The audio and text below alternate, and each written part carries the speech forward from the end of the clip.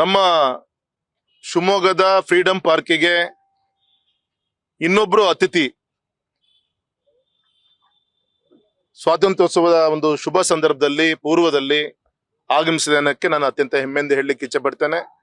ವಾಯುಪಡೆಯಲ್ಲಿ ಉಪಯೋಗಿಸಿದಂತ ಒಂದು ಯುದ್ಧ ವಿಮಾನ, ಯುದ್ಧ ತರಬೇತಿ ಒಂದು ಜೆಟ್ ಅನ್ನ ಸುಮಾರು ಒಂದು 1964ರಲ್ಲಿ ನಿರ್ಮಾಣ ಆದಂತ ಜೆಟ್ಟು ಮೊನ್ನೆ 2023 ಕೂಡ ಅದನ್ನು ಉಪಯೋಗಿಸಿದ್ದಾರೆ.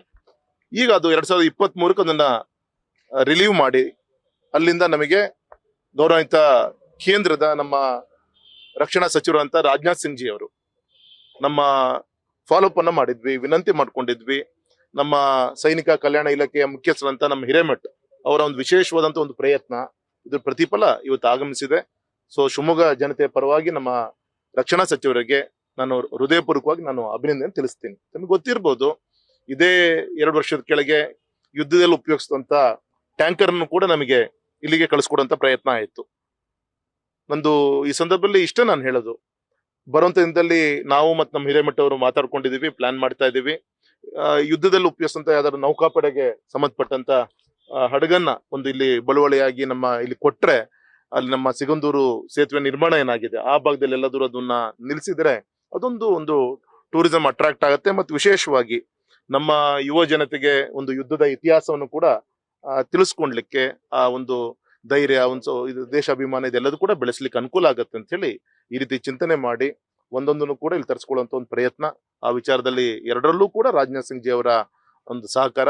ಈಗ 3ನೇದು ಒಂದು ನೌಕಾಪಡೆಯಲ್ಲಿ ಉಪಯೋಗಿಸುವಂತ ಒಂದು ಹಡಗನ್ನು ಕೂಡ ನಮಗೆ ಕೊಡಬೇಕು ಅಂತ ಹೇಳಿ ನಾನು ಶಿವಮೊಗ್ಗ ಜನತೆ ಪರವಾಗಿ ನಾನು ನಾಳೆ ಹಡಗದಲ್ಲಿ ಡೆಲ್ಲಿ ಹೋದಾಗ ವಿನಂತಿಯನ್ನು ಕೂಡ ನಾನು ಕಳಿಸ್ಕೊಡ್ತೀನಿ.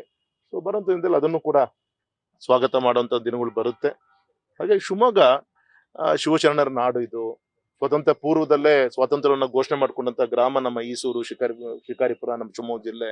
ಈ ರೀತಿ ಇತಿಹಾಸದಂತ ಒಂದು ಕ್ಷೇತ್ರದಲ್ಲಿ ಈ ರೀತಿಯಂತ ಒಂದೊಂದು ವ್ಯಾಲ್ಯೂಯೇಟೆಡ್ ಆದ್ರೆ ನಮ್ಮ ಯುವ ಜನತೆಗೆ ಒಂದು ಪ್ರೇರಣೆಯ ಕಾರ್ಯಕ್ರಮ ಇದು ಆಗುತ್ತೆ ಅಂತ ನಂಗೆ ವಿಶ್ವಾಸ ಇದೆ. ಸೊ ಆ ದಿಕ್ಕಲ್ಲಿ ನಾವೆಲ್ಲರೂ ಕೂಡ ಪ್ರಯತ್ನ ಮಾಡ್ತೇವೆ.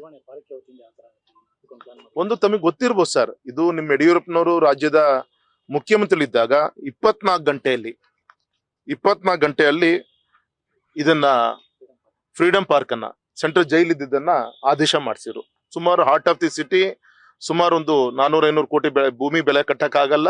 45 ಎಕರೆ ಜಾಗವನ್ನ ನಮ್ಮ ಜನರ ಒಂದು ದಿನ ಸಂಜೆ ಒಂದು ಉಪಯೋಗಕ್ಕೋಸ್ಕರ ಇದು ಅನುಕೂಲ ಆಗ್ಬೇಕಂತ ಮಾಡ್ಕೊಟ್ಟಿದ್ದಾರೆ. ಹಾಗಾಗಿ ಇಲ್ಲಿ ಕಟ್ಟಡಗಳ ನಿರ್ಮಾಣ ಕಮ್ಮಿ ಆಗ್ಬೇಕು ಆದಷ್ಟು.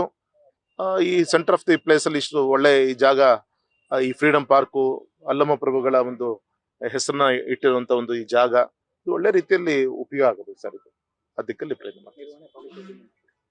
ಈಗ ಆದಾಯನೇ ನಮ್ಮ ಇದರಿಂದ ಲ್ಯಾಕ್ಸ್ ಟುಗೆದರ್ ನಮ್ಮ ಜಿಲ್ಲಾಧಿಕಾರಿಗಳ ಕಚೇರಿ ಬರ್ತಾ ಇದೆ. ಇನ್ನು ಕಾರ್ಪೊರೇಷನ್ ಇನ್ನೂ ಹ್ಯಾಂಡ್ ಓವರ್ ಆಗಿಲ್ಲ ಇದು. ಹಾಗಾಗಿ ತುಂಬಾ ಒಳ್ಳೆ ರೀತಿಯಂತ ಇದು ಮೇಂಟೈನ್ ಮಾಡ್ಬೋದು, ಯಾರಾದ್ರೂ ಮಾಡ್ಲಿ ನಮಗೆ ಗೊತ್ತಿಲ್ಲ. ಆದ್ರೆ ಬಿಳಿ ಆನೆ ಆಗಲ್ಲ. ಇದಕ್ಕೆ ಬೇಕಾದಂತ ರೆವಿನ್ಯೂ, ಉದಾಹರಣೆಗೆ ನಮ್ಮ ಹಳೆ ಜೈಲಲ್ಲಿ ಶೂಟಿಂಗ್ ಆದ್ರೆ ಒಂದು ಶೂಟಿಂಗಿಗೆ ಒಂದು film shooting per day 2 lakhs ರೂಪಾಯಿ ಚಾರ್ಜ್ ಮಾಡ್ತಾರೆ. ಅಲ್ಲಿ ಈಗ ನಿಮ್ಗೆ ಗೊತ್ತಿರ್ಬೋದು, ನಮ್ಮ ಯಡಿಯೂರಪ್ಪನವರು ಮುಖ್ಯಮಂತ್ರಿ ಇದ್ದಾಗ ನಮ್ಮ KSRP, ನಮ್ಮ Karnataka industrial ISF security reservoirs ಇದೆಲ್ಲದೂ ಕೂಡ ಆ ಒಂದು ಕೇಂದ್ರವನ್ನ ಇಲ್ಲೊಂದು ಮಾಡಿಸಿದ್ವಿ. ಲಾಭ ಏನಾಯ್ತು, ನಮ್ಮ ಈ ಭಾಗದಲ್ಲಿ ವಾಸ ಮಾಡುವಂತ ಸುಮಾರು 200-300 ಕುಟುಂಬಗಳಿಗೆ ಪಾಪ ಇಲ್ಲಿಂದ ಎಲ್ಲೋ ಬಾರ್ಡರ್ ಯಾವ ನಮ್ಮ ಪ್ರಾಪರ್ಟಿ ಮೇಂಟೈನ್ ಮಾಡುವಂತ ಡ್ಯಾಮ್ ಮೇಂಟೈನ್ ಮಾಡಕ್ ಹೋಗ್ಬೇಕಾಗಿತ್ತು. ಅವ್ರಿಗೆ ಇಲ್ಲಿ ಜೀವನ ಸಿಕ್ಕಿದೆ. ಟೆಂಪ್ರರಿ ಆಗಿ ಇಲ್ಲಿದ್ದಾರೆ. ಸಾಗರದಲ್ಲಿ ಇವರಿಗೆ ಪರ್ಮನೆಂಟ್ ಆಗಿ 25 ಎಕರೆ ಜಾಗ ಕೊಡ್ಸಿದೀನಿ, ಪರ್ಮನೆಂಟ್ ಆಗಿ ಅಲ್ಲಿ ನಿರ್ಮಾಣ ಮಾಡ್ಲಿಕ್ಕೋಸ್ಕರ.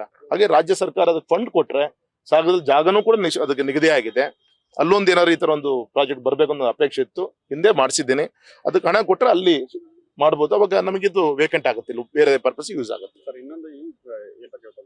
ಸರ್ ಇವತ್ತು ಆಧುನಿಕ ಯುಗ, ಡಿಜಿಟಲ್ ಯುಗ ಸರ್. ಇವತ್ತು ಆನ್ಲೈನ್ ಅಲ್ಲಿ ಅಪ್ಲೈ ಮಾಡಿ ಅದಕ್ಕೊಂದು ಈಸಿ ವ್ಯವಸ್ಥೆಗಳನ್ನು ಮಾಡಿಕೊಟ್ರೆ ಇವರು ಆ ಕಚೇರಿಗಳೇ ಅಲಿಲಿಕ್ಕೆ ಆಗಲ್ಲ. ಜನರಾಗ್ಲಿ ಒಂದು ಮಿನಿಮಮ್ ರೇಟ್ ಫಿಕ್ಸ್ ಮಾಡ್ಲಿ. ಇವ್ರು PWSR ರೇಟ್ ಹಾಕಿದ್ರೆ ಅವ್ನು ಪರ್ಮನೆಂಟ್ ಭೂಮಿ ಕೊಂಡ್ಕೊಬಹುದು, ಅಷ್ಟು ರೇಟ್ ಆಗುತ್ತೆ.